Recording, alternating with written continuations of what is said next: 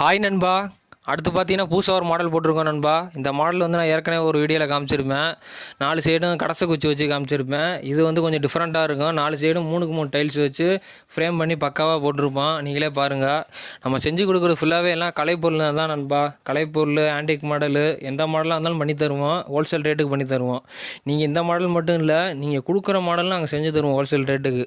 அதனால் நம்மள்ட்ட வாங்கிட்டு போகிற ஃபுல்லாக எல்லாம் கடைக்காரர் தான் நண்பா வாங்கிட்டு போவாங்க. அதனால் நீங்கள் எப்போவுமே செய்கிற இடத்துல வாங்குங்க. ரேட்டும் கம்மியாக தான் இருக்கும். கடைக்காரர் வந்து நம்மள்ட்ட வாங்கிட்டு போய் தான் அவங்க டபுள் மடங்காக விற்பாங்க.